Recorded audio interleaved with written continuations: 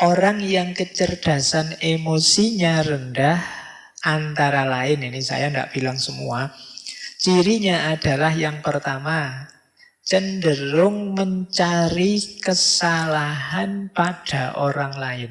Kalau dia merasa tidak nyaman secara emosi, selalu mencari kambing hitam. Siapa ya yang membuat aku gelisah? Siapa yang membuat aku ruwet kayak gini? Selalu mencari keluar. Nah, ini ciri-ciri emosinya rendah. Paling tidak dia membiarkan dirinya disulitkan, direpotkan, digelisahkan oleh orang lain. Berarti dia tidak mampu mengontrol dirinya. Seperti kemarin-kemarin kan sering kita bilang bahwa kamu itu sakit hati atau tidak tergantung dirimu, tidak tergantung orang lain. Kalau ada orang lain kok bisa membuatmu segelisah itu, ya salahmu sendiri, kamu mau digelisahkan oleh dia. Nah, jadi cenderung menyalahkan orang lain. Yang kedua, tidak mampu mengungkapkan perasaan. Seneng tapi tidak berani mengungkapkan bahwa aku suka. Benci tapi takut mau bilang aku tidak suka. Nah, ini daya kontrol emosi kita tidak bagus. Tidak cerdas mengungkapkan apa yang kita rasakan. Pak, saya tidak nyaman loh Pak ngaji kayak gini ini, tapi saya tidak berani ngomong lah. Nanti kalau saya ngomong diketawain orang semasjid ini misalnya. Nah, itu ada sering kita itu dilanda kendala untuk mengungkapkan apa yang kita rasakan. Yuk kita sulit milih ekspresi yang pas, diksi yang sesuai, yang tidak menyakiti orang seperti apa. Itu kita sulit milih. Ini berarti kemungkinan memang daya kecerdasan emosi kita perlu ditingkatkan lagi. Yang ketiga, suka menyerang, menginterupsi, mengkritik, memberi cap orang lain. Nah, agresif ke orang lain. Nah, ini ciri-ciri kecerdasan emosinya kurang tinggi. Saya mau bilang rendah kok sungkan.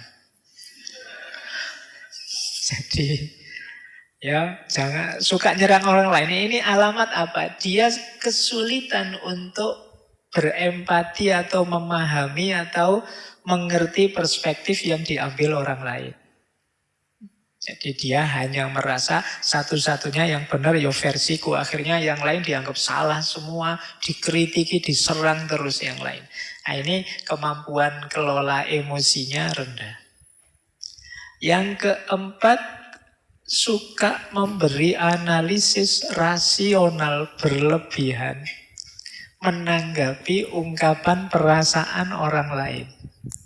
Nah, ada enggak teman-teman yang punya teman ketika kita sedikit curhat padanya, kita curhat 3 detik, dia nasihatnya setengah jam.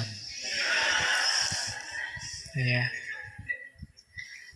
Aku itu loh kok perasaanku tidak nyaman ya. Wah, terus kita nasihati, ya hidup itu memang begitu, ada teori ini ada. Ya. Jadi itu sebenarnya ya termasuk ciri-ciri belum matang emosinya. Masih ingin mendominasi, masih ingin menguasai, masih ingin orang lain harus ikut dia. Nah, terlalu banyak ingin ngontrol. Berarti dia ingin memposisikan diri lebih tinggi dari temannya, dari sahabatnya. Nah, termasuk ciri emosi yang rendah adalah sering bohong tentang perasaannya atau emotional dishonesty. Ini sama seperti tadi, kalau tadi tidak mampu mengungkapkan, kalau ini bohong. Mungkin demi citra, mungkin demi orang lain senang, mungkin demi macam-macam. Tapi intinya dia bohong. Padahal itu merugikan dirinya, bisa juga merugikan orang lain. Karena orang lain jadi sulit memposisikan diri di hadapan kita. Suka enggak kamu kalau saya gayanya begini? Sebenarnya enggak suka, tapi bilang, suka sekali saya Pak. Meskipun nanti kalau saya enggak ada, diam-diam, itu loh Pak Faiz ngomong apa sejak tadi misalnya. Nah, ini namanya emotional dishonesty. Jadi ketidakjujuran emosional. Ini kalau orang-orang dekat kita, kalau kita tahu mereka tidak jujur kan menyakitkan. Jadi tidak hanya merugikan diri sendiri, tapi merugikan orang lain juga. Karena kita jadi sulit memposisikan diri di hadapan dia, wong dia tidak jujur. Jadi seneng tapi bilangnya benci, benci tapi bilangnya seneng, itu kan merepotkan. Jadi, ya mbok kalau seneng bilang saja seneng, meskipun saya seneng sih, tapi yo kamu tidak usah terbebani lah, wong cuma saya saja, kok kan tidak masalah. Yang penting kamu jujur. Nah, biasanya juga orang yang emotional quotientnya rendah itu adalah pendengar yang jelek. Tidak betah dia mendengarkan, suka interupsi, suka debat. Tidak mampu menunggu orang sampai tuntas bicara. Di tengah jalan selalu menyela. Nah, ini kemampuan kontrol dirinya rendah. Mungkin kadang kalau debat itu kan sering saling nyamber itu. Mungkin dia khawatir kalau ini teman lawan bicaraku selesai ngomong, jangan-jangan sulit aku bantahnya. Akhirnya dicegati tengah jalan. Nah, ini pendengar yang jelek. Berarti debatnya memang nyari menang kalah, bukan mencari yang benar. Maka yuk latihan. Terus melebih-lebihkan atau mengecil-ngecilkan yang dirasakan. Kan banyak orang itu hal kecil diheboh-hebohkan. Perasaannya sendiri yang biasa saja sebenarnya itu urusan sepele, tapi seolah-olah wah, sekedar misalnya, wah aku kok enggak kebagian minum ya, wah jangan-jangan takmirnya sentimen saya. Jangan-jangan dibesar-besarkan. Ini mungkin dia khawatir tersaingi oleh aku mungkin. Dia khawatir mikirnya enggak karu-karuan, melebih-lebihkan. Jadi mendramatisir hal-hal yang sebenarnya biasa-biasa saja. Baik, terus tidak peka terhadap perasaannya orang lain. Jadi orang seperti apa dia tidak peka. Jadi ngertinya ya perasaanku saja. Dia marah-marah kalau orang tidak mengerti dirinya, tapi dia tidak mau mengerti orang lain. Kemudian sering merasa insecure, tidak aman. Sukar menerima kesalahan diri sendiri dan berat kalau mau minta maaf. Jadi kalau ada teman-teman punya ciri begini, berarti ya harus belajar lagi emotional quotient. Kecerdasan emosional. Kemudian pesimis, merasa dunia ini tidak adil. Wah, tidak adil dunia ini.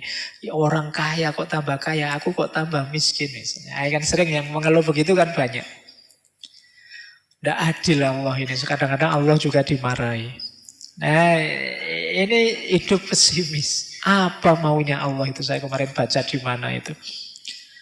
Apa yang dipikirkan Tuhan itu kan gitu. Kan banyak yang komplain dengan kalimat-kalimat begitu. Baik, jadi pesimis. Sukanya mengeluh.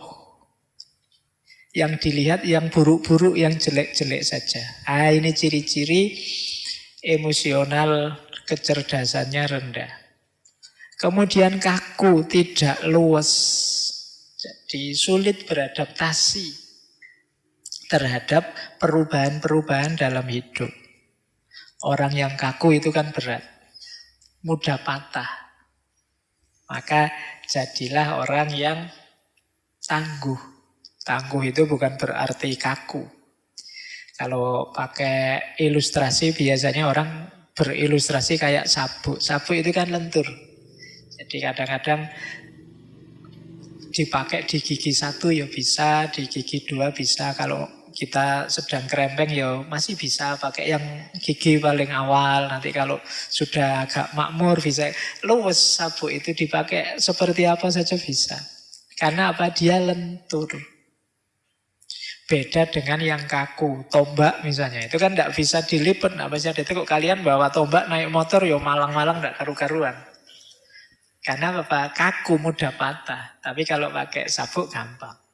Itu maka orang-orang yang emosinya tidak bagus, cara pengendaliannya ya dia biasanya kaku. Sulit sekali dinego. Sulit sekali dilembutkan. Terus biasanya kemudian jadinya tidak harmonis dengan orang. Lebih harmonis dengan yang bukan manusia. Iya, dengan koleksinya, dengan binatang kesayangannya. Sampai kemarin ada yang menikah sama kambing itu ya. Mungkin dia sudah putus asa dengan manusia, itu dia. Jadi kenapa ada orang putus asa dengan orang lain? Karena dia sendiri sulit membangun relasi yang harmonis dengan orang lain. Dia menyangkal fakta bahwa kita ini makhluk sosial yang tidak bisa hidup sendiri.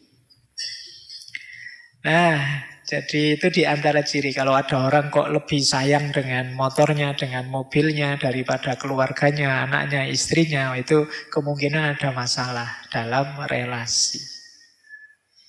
Terus puas kalau bisa menghina orang lain, mengalahkan orang lain.